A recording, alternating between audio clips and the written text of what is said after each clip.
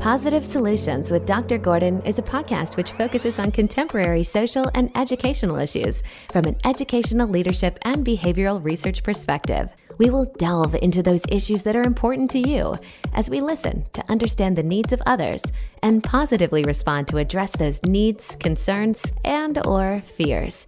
Professionals in their respective fields of expertise, in addition to friends of the podcast, will share their unique perspectives of positive solutions to what matters to you most. Join us every Sunday afternoon at 5 p.m. Eastern, 4 p.m. Central Time, as we share positive solutions to those issues that are important to you.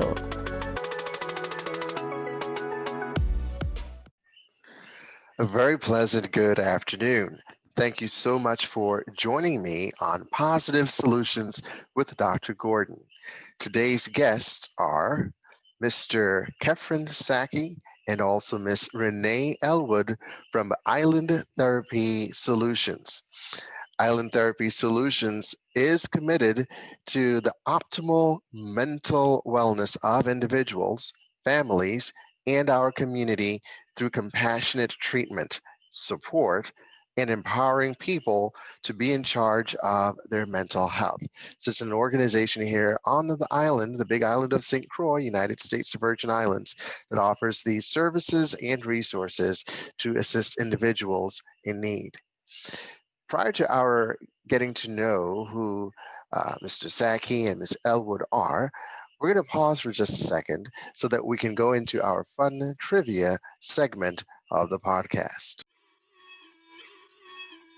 Do you know a whole lot of information that you would like to utilize in a fun and useful way? Or perhaps you like learning new fun facts, which can be used as conversation starters at a meal with a friend or while standing in a long line. The Ultimate Trivial Pursuit Question and Answer book contains fun facts of sports and leisure, science and nature, arts and literature, history, entertainment, and geography. Test your skills with others every week as we begin our episodes with fun trivia. You'll be given 6 questions at the beginning of the podcast, and you will have the opportunity to post your correct answers to all 6 questions to drgordonpodcast1@gmail.com. The first person to post all 6 correct answers will have their names announced as the winner on the following episode. The person with the most wins after 50 episodes will win a gift certificate from our podcast's gift basket of tangible goodies. Who knows? Maybe you can win dinner for 2 at a restaurant in your area, or enjoy a full body massage from a licensed health and fitness spa. Don't be bashful. Join the fun every Sunday afternoon at 5 p.m. Eastern, 4 p.m. Central Time on this podcast, Positive Solutions with Dr. Gordon.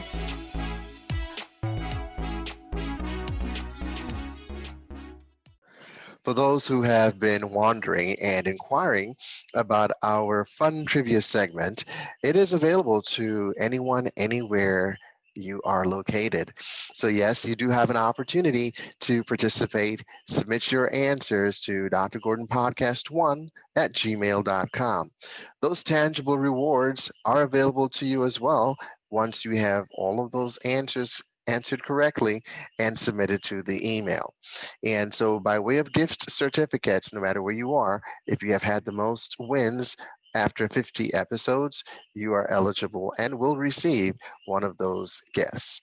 Now, I would like for you to go ahead and take out a sheet of paper and also a pen or pencil and get ready for our fun trivia segment of the podcast. Obviously, if you're driving, wait till you get home, and then you can play this episode again and get the questions to the answers, all right? Safety first.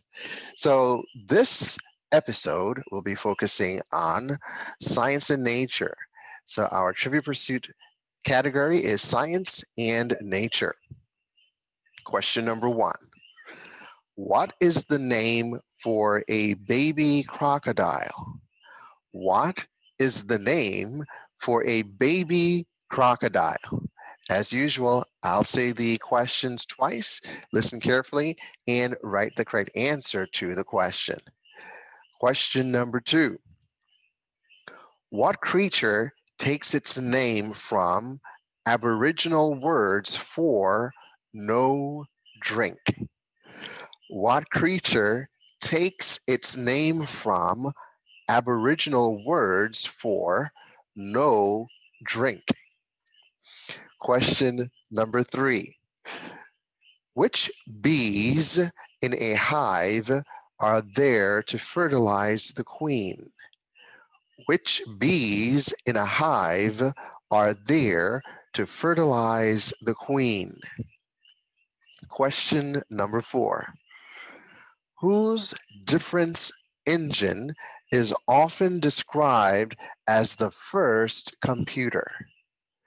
Whose difference engine is often described as the first computer? Question number 5. What vitamin was isolated from fish liver oil in 1917? What vitamin was isolated from fish liver oil in 1917? And question number 6, our last trivia question. What became the furthest major planet from the sun when Pluto was downgraded to minor planet status in 2006? What became the furthest major planet from the sun when Pluto was downgraded to minor planet status in 2006? Go ahead and submit those answers. All 6 answers do need to be correct to drgordonpodcast1@gmail.com.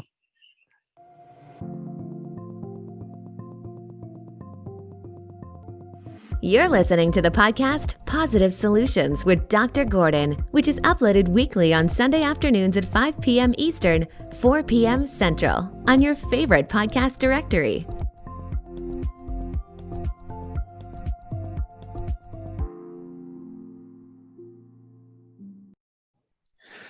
A very pleasant good afternoon, everyone, and welcome to Positive Solutions with Dr. Gordon. We're very honored to have with us today Kefren Saki and also Renee Elwood from Island Therapy. So good afternoon, Mr. Saki and Ms. Elwood. Thank you so much for joining us today on Positive Solutions with Dr. Gordon. Good afternoon, Dr. Gordon. Pleasure to be here.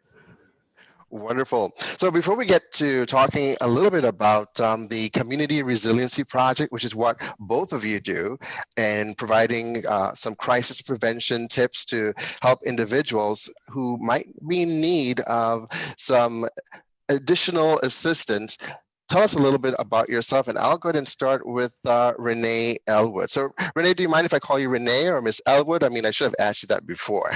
Which do you prefer? Renee is fine? Yes. Okay, wonderful. So Renee, tell us a little bit about yourself and then what led you into working with the crisis prevention team at Island Therapy. Sure. Well, thank you for having us. By the way, I'm so happy to be here. This is really exciting to be a part of a podcast. So thank you. And I've seen some of your episodes. So it's been really cool to be a part of this. So so I originally grew up in the Midwest and I started out in a different field, kind of the health and wellness field. But I ended up finding my way out into the West Coast, California. Did my undergraduate at UCLA. Wow, okay. Some wellness, fitness stuff over into kind of the psych world. I was really concerned with mental health aspect and completed some really cool research, studies and did some, cool research projects there. So I was kind of in the mecca of, I guess you would want to say wellness, but I was able to really intertwine looking at that component with mental health and how to merge those two, and perfect place to study that. So that was great. And I ended up going back to the Midwest for my graduate program. And I went to a school in Minnesota and I went for mental health counseling and really focused on kind of deepening those skills as a counselor. I did work as a substance abuse counselor too. So my background is in addiction studies and specializing in that realm. And so, I really like to focus on like the holistic health, the total person.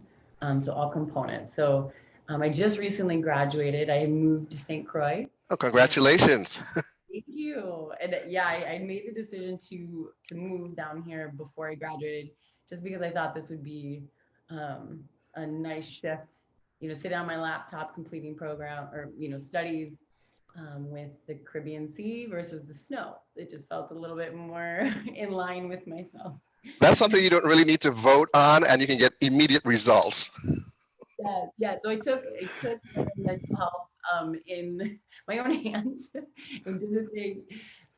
Yeah, that it felt just so healthy. So I came down and just like I said, recently graduated, and I had been hearing about island therapy. The reputation here on island has just been incredible. So I had been around a lot of people, individuals that worked for them, and eventually learned of the position with FEMA and SAMHSA and their need for a crisis counselor, and it just the stars aligned. I mean, it really was a neat thing to happen, and so yeah, I'm just super excited to be a part of it. What an excellent graduation present that you received, getting the opportunity to work in St. Croix, United States Virgin Islands, and at Island Therapy. They do have a superb reputation here in the USVI, especially on St. Croix. Well, thank you for joining us here on the podcast. And moving quickly along to Mr. Saki, Kefren or Mr. Saki, which one? I want to give respect to. All right. Well, Catherine, tell us a little bit about yourself, and then what led you to Island Therapy and what you do here at Island Therapy. It's a pretty amazing thing. Just a little bit about myself. I'm currently in my final year of the master's program at the University of the Virgin Islands. I was actually on the St. Thomas campus, but due to the coronavirus Pandemic, right? We had to leave and leave the campus. So I came back home here, where I'm from, and so I was continuing classes here, and I'm currently doing my internship at Island Therapy Solutions. And so while I was doing my internship here, my supervisors were pretty much like, we also have this grant here that's coming from FEMA. It might be something that you can get into. And once I had heard about, what it's all about and, just like the goals, I couldn't say no. It resonated with you, and you're like, hey, this has my name written all over it. Yeah, couldn't say no at all, and it really, really, I saw it as an opportunity to, just continue to bolster my, counseling skills from, just from different facets. And it's just been just a heck of an opportunity, man. And you're in the best place, because I know some of the individuals who work there. You have Dr. Parija and Dr. Wagner. I know them very well, and you're in capable hands, and they provide a wealth of information and also services to our students in the school districts, and of course across the spectrum to individuals on the island. So for those who are listening, because we have folks listening all over, which is wonderful with the podcast, you have folks not just listening here on St. Croix or St. Thomas or St. John, but literally all over the world. So for those who might not have an idea as to what we're talking about, island therapy, now folks have a different perspective in their mind when they hear island therapy. What comes to some people's mind is on the beach with their favorite beverage, maybe something else, I don't know. But that's not the island therapy that we're talking about. So what is island therapy? Because I can hear some people saying right now, I want some of that island therapy. But tell us what is island therapy? What services does Island Therapy offer? So Island Therapy is essentially a place that offers a variety of services. Our mission is committed to the optimal mental wellness of individuals, families, as well as our community through compassionate treatment, support, as well as empowering others to take charge of their own mental health. And so the outcome that we want to do is we want to produce a society where mental health is valued, promoted, and encouraged, and have accessible and attainable services. And those services are really versatile in general. We have adults psychological services. We offer, family therapy, couples therapy. We also offer different evaluations for different things. if somebody is in need of like neuropsychological evaluations, academic evaluations, even evaluations for hall monitors and stuff, to be able to assess, like, from just like the seemingly most minuscule things to some of the larger stuff. It's a really versatile organization. Right. And I know I've referred a number of parents and also students to Island Therapy who are experiencing some difficulties in school.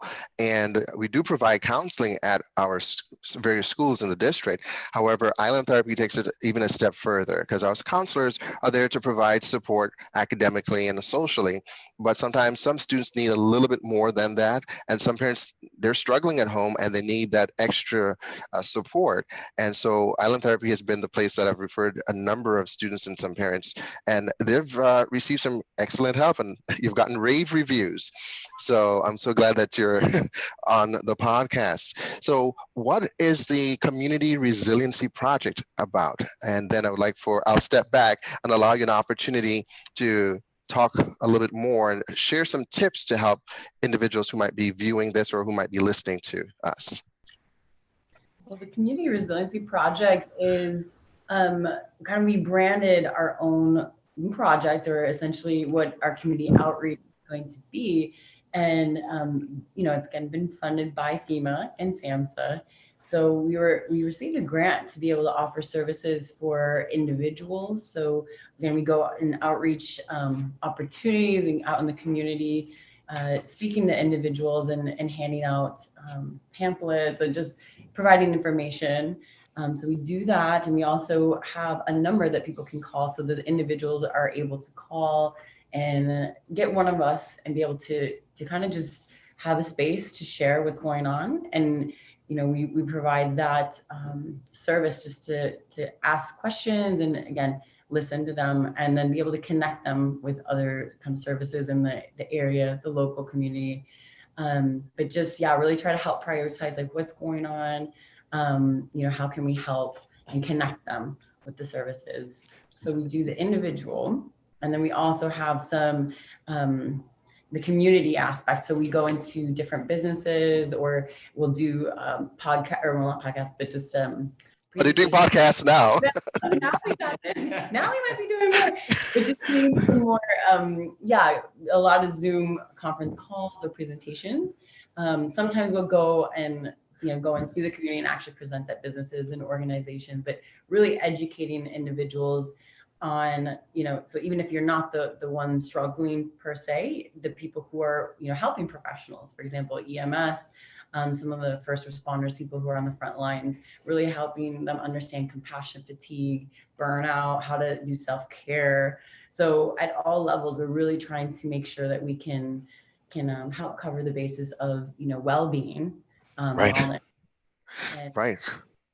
No, that is so needed, even right now as we speak. And I've mentioned this in previous podcasts, and we hear it quite frequently, where there is social unrest, political divisiveness as we speak. We're the second day out from the election, and we're still waiting for the results. And there's the political, like I mentioned, the political divisiveness, but there's also the economic uncertainty in some places. People are struggling, people are hurting, friends, families who might be in opposite ends of belief systems have to find a way now to come together, especially with the holidays. You have the Thanksgiving holidays coming up, you have Christmas holidays coming up, and there's a lot of raw nerves that's out there. And there's a need to find that peace within ourselves and find a way in which we can all cope. And that's where you come in. Now, for individuals who might be living in the United States or in Europe who might be listening to this, could they also call in, do you think? I mean, this is something that's totally new, so I'm not too sure how this might work. But, you could still leave your number, and folks might be reaching out to you guys, and perhaps, like you mentioned, doing a Zoom meeting might also work, where you can provide those tips or one-on-one service to assist. What do you say? So with the grant, that's actually a good question in regards to give somebody from abroad to call in, because in regards to like our normal jurisdiction, you know, we're pretty much taking care of like, you know, St. Croix in a sense. Right. However, if somebody were to call and like, you know, in that might find that they are in need of these services, we certainly won't turn them away and will definitely help in, you know, referring them in the right direction as best as we can. The second thing is podcasts just like this, opportunities for public education. We actually, you know, part of our public education is that we're ready and able to just disseminate different exercises and techniques that we know of right now. There you go. That's an excellent segue. Thank you, Catherine, to segue into some of those tips as to how individuals can cope and do better emotionally, socially, mentally, physically, the whole 9 yards, spiritually as well. So if I were to be someone in need of your services and I came into your office, what would I receive? And I'll let you take it away. So for me, one of my more favorite things to do. It's a very easy thing to understand, but might just be the hardest thing for us to do, and it's simply just stop. Just stop, right?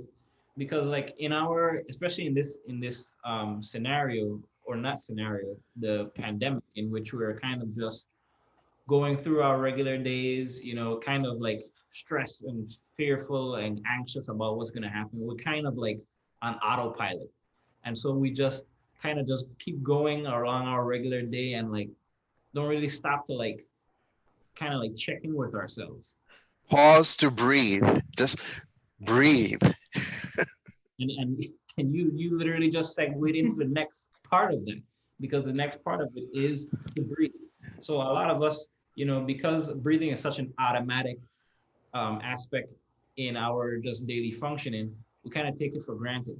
But deep breathing is actually a very effective way of just regulating yourself, because when we deep breathe, we are in fact telling our body to slow down, right?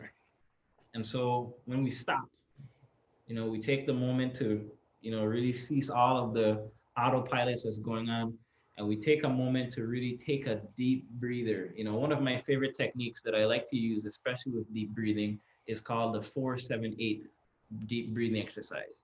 And it's as simple as taking 4 counts to inhale through your nose. You take 7 counts to pause, and then you take 8 counts to exhale through your mouth. So it's as simple as just finding a comfortable position. I'm doing it right now. You just take a moment and you start up.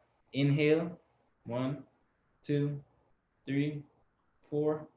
Hold it, 2, 3, 4, 5, 6, 7. Exhale, 2, 3, 4, 5, 6, 7, 8. And you find If you're driving, folks, you may not want to do that. Do this while you're at home. yeah. So it's You never know who might be listening. So I just want to put that out there. great call. You know, because I never even thought of that. So with the exception of driving, of course, when you're like sitting at the office, you know, doing just kind of like sitting, doing like desk work or anything like that, this is something that you can stop and do anywhere, you know. And Right. so you find that, you know, if you do that for even if you do that for a minute, it does a great job of just regulating yourself. We just need to take time out to be still within ourselves. Stop, breathe, pause long enough just for our well-being. Just be still within ourselves. Shut out the noise that's going on around us. Yep. You know, and that's where the third component of that comes from. So you have to stop, breathe, and the third part is reflect. And reflecting is simply checking in with yourself, literally identifying your own emotions. How am I feeling right now? Am I overwhelmed? Do I feel stressed? What emotions is happening? Do I feel angry? Do I feel nervous? Do I feel tired? Those sorts of things. Because all of these things are things that we neglect when we're on that autopilot. And so when you are able to stop breathe, and reflect, you get a lot closer to achieving total mindfulness, in which you're able to really embrace the present and take a break off of thinking about, past things that you might be worried about or nervousness concerning the future. And once you're able to do that, even for a short period of time, that break is extremely relieving, and it enables you to tackle the next task. Stop, breathe, reflect. Be able to put your finger on identifying what's causing whatever that emotion might be that's occurring within. And what if it's like, I'm at home with my children doing Zoom with my teachers. I have 3 children. That's what I'm identifying with. How can I stop and breathe? What would you say to someone like that? I'm just trying to keep it real here. That is a very realistic sort of thing, in terms of home at Zoom doing with children. Well, first of all, I think that if the kids were on the Zoom with their teacher, they would probably be in class, you know. But nonetheless, you would be surprised as to the pocket of time that you would have to do different things. Even though it's like stop, breathe, reflect, you can do any one of those things, especially the breathing, because we breathe every day. Yeah, but sometimes we do like shallow breathing, like you said, well, because we have to breathe to live. But then it's just being mindful of, you know what, I need to step away from this for just a second. I need to just regroup for myself, just for my own sanity, my own well-being, and then I can proceed and tackle the next thing that needs to be done. And I need to perhaps stay away from Facebook and getting involved with sharing of memes and reading what people are putting up there, and distance myself from that, because I'm getting really irritated by people who are putting stuff on there, is what some people might say. So perhaps I need a break from that. Would you concur? Yeah, absolutely. Absolutely. It's definitely never a bad thing, especially in our day and age of the media and stuff. I was watching this documentary. Well, it's not a documentary per se. I think it was just like a thing on Netflix called The Social Dilemma. And in that piece of, in like a certain piece of the movie, they were talking about fake news or just news in general. And it was saying that fake news spreads 6 times as fast Yep. as regular news. And I was like, yeah, And so It's sensational, and people like the sensationalism, and it affects the adrenaline, and we just want to be the first to spread it and to build on that. But we just need to be still within ourselves, hold back, and give yourself that 3 tests. Is it true? Is it kind? Is it necessary? And it has to be all 3. If it's not true, if it's not kind, if it's not necessary, if it's not helping to build something that's positive within a relationship or within yourself, then perhaps don't click share or send it. Okay, it's like I'm talking to junior high or high school students. I'm sorry, I'm preaching to the choir. but as adults, and you see adults who are doing this, people with college degrees, some people who are doing these things, and you hit your head and you shake your head, you roll your eyes like, my goodness, seriously? And so for myself personally, I have to like step back and say, you know what, I'm not going to engage because this is not going to end up positive. Let me find a positive way in which we can deal with the times in which we're living. And I've said this in prior podcasts, by pooling our resources, what we bring and offer to the table, so that we can heal as a people collectively. And we need to listen, be still within ourselves to listen to each other, and then engage in wholesome conversation or dialogue. Sometimes we may not be able to do that. Then perhaps we should then select another topic to talk about that we can agree upon. But just avoid those things that are so easily avoidable, like clicking things on Facebook or social media and spreading negativity. It doesn't help to enhance who we are as a people. And it's important to remember too, like that human beings were programmed to have negative biases, and that you might be oriented towards seeking out or gravitating and being pulled into that because, Right. It is a survival mechanism. And I think with the breathing, it's like you think about a piece of paper and, your problems are right here in front of your face. Breathing gives you space to look at it and then make a decision, an informed choice of, do I want to respond to this? But that breath is really what gives you that moment of choice to decide, oh, okay, do I want to, share it or read this or finish this video or whatever, to Correct. do things, the next right thing that you felt, is in line with how you believe. So I have stopped, I have reflected, I breathed, I've reflected. Are there any other tips that would be beneficial to help individuals who might be struggling at this time? So we have the pandemic, the economic uncertainty, lots of things that are going on that's, causing people to have a lot of anxiety. Um, any other tips that you think might be helpful to individuals? I have two.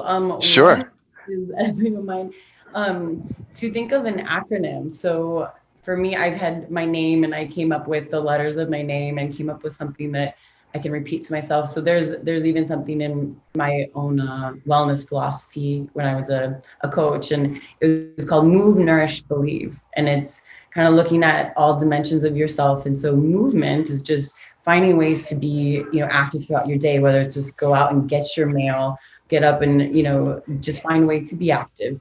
And so movement doesn't have to be intentionally exercising. Most people don't have that luxury sometimes, staying busy with your kids, find something that, play a game with them. You can even do the breathing with them, because that's a way for you to get your own breathing in, but make it a game. There's like kids yoga, like do animal stretches and, but just find ways to just stay a little bit more physically active. And then nourishment is kind of what we talked about, even with not just food or nutrition. It can be about what we're consuming with media, and even within our conversations. And are we choosing to feed our soul? Are we doing things that are uplifting us? But it can also fall in the realm of like making sure that we're eating, and choosing things that you feel gives you energy, right? So that nourishment is big. And then believe would be, it could be spirituality, tapping into something that is outside of yourself, connecting with others, finding something that, is valuable and a tradition to you, Right. or something, be in nature, go to the beach, connect. And belief can be also your positive self-talk. It's just working on, what are we thinking? What are we, believing? So, I think that can encompass, the whole person. And sometimes those are really difficult to just say, boom, do these things, right? And that's why I suggest, my second suggestion or recommendation is to journal. It doesn't have to be something where you have an actual journal with the buckle and but it could be just, it could be even a note in your phone, or on a Word document on your computer, or just grab a sheet of paper and just, if you're feeling something, just, completely unedited, free associated, just start writing something out and getting it from, your head and in your body and getting it out of you can be really cathartic. So I think that can be a huge relief, because maybe we don't have people to talk to, or we just don't feel that there's, we're not sure even what our own thoughts are, our own feelings. And writing something out, again, you can toss it, you can burn it, you don't have to do anything else with it. But I think that act of writing can be great. So that's a huge tool that we've all kind of utilized at different times. So No, absolutely. You're so correct. And I like to write as well. So I do make a list of things so it feels good to just scratch it off or put a check mark next to it. So I'm not trying to keep it all in my mind to try and remember, okay, what is this that I have to do? I know there's something I need to do. That just adds to the anxiety and to the stress. But having it on a sheet of paper and just being able to cross it off, I have found that to be extremely helpful. And journaling is also another good way to just release what you have in your mind or in your heart onto paper. And it helps with that mindfulness. And meditating and prayer helps, depending on the person's belief system. And it just helps that person to become still within themselves and recognizing that. Wonderful. So I know time is kind of short for us, and so we didn't get a chance to go into a whole lot of more detailed information. Any last closing thoughts? And then perhaps we can try and have you back on again at another time for another podcast where we can get into a more in-depth understanding of some of the tips that we can use to help us to navigate the times in which we live. Any final closing thoughts? Absolutely, because everything that we've even discussed in this pocket of time alludes to another strategy that we can do when we do have some of that downtime. And it's as simple as knowing your factors. And so what I mean by that is that everybody within themselves has a set of characteristics, traits, or just personality sets that can be associated with different outcomes. The positive ones or the positive outcomes are protective factors, and the negative outcomes are risk factors. And so for the everyday person, what that might look like, a protective factor might be, somebody's level of social support, their healthy diet and exercising, and some risk factors in those same realms might be like prolonged social isolation or substance abuse, those sorts of things. And it's now would be a good time as any to really be able to sit down and identify those factors. And so once you're able to identify those factors and have them, within your field of vision, you can then be able to look and ask yourself some questions. And so for the risk factors, you can begin to ask yourself, what can I do to limit these risk factors? How can I mitigate that? How can I cut them down?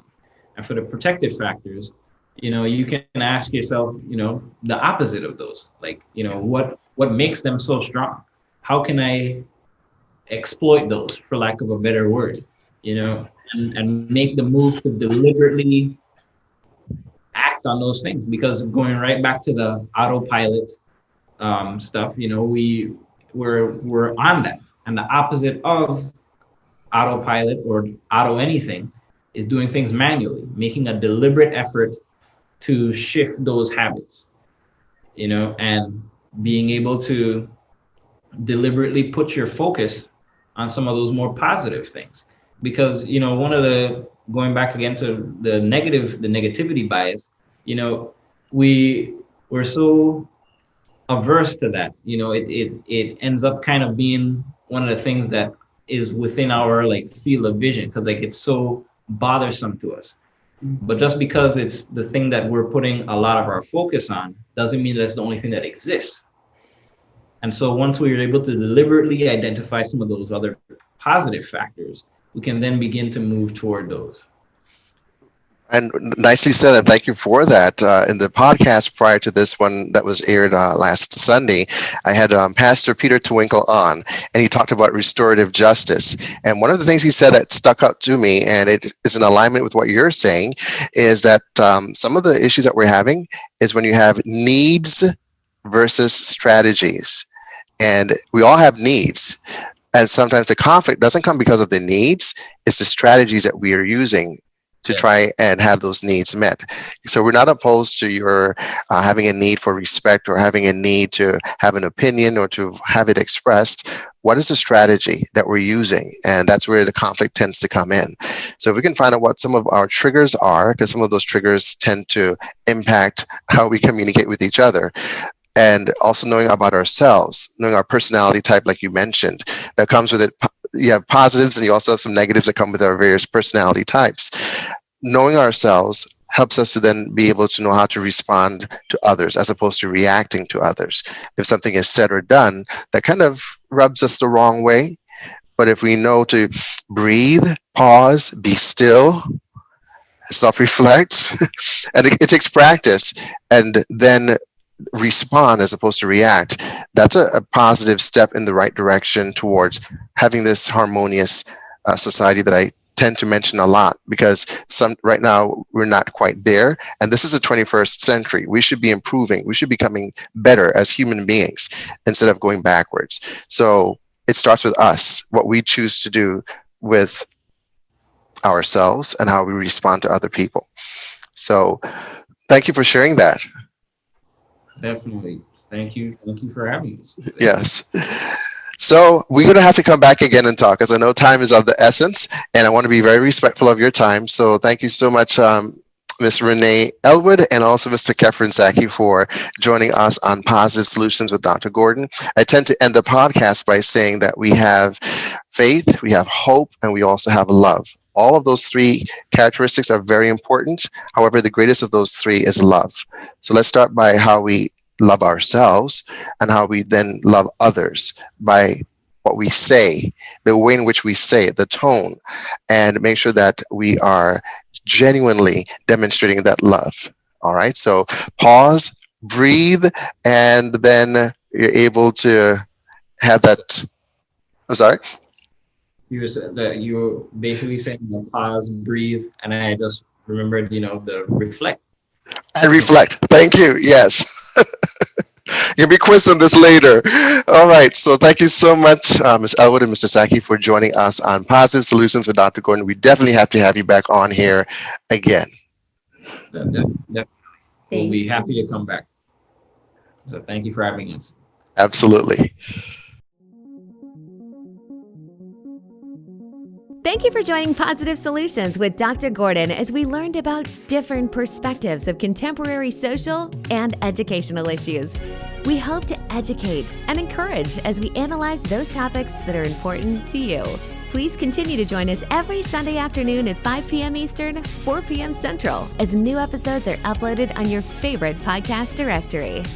Don't forget to subscribe by clicking on the link below this episode and respond to our fun trivia questions at drgordonpodcast1@gmail.com. Remember, become that positive difference that creates a positive outcome in the lives of others as well as in your own life. See you next Sunday afternoon on Positive Solutions with Dr. Gordon.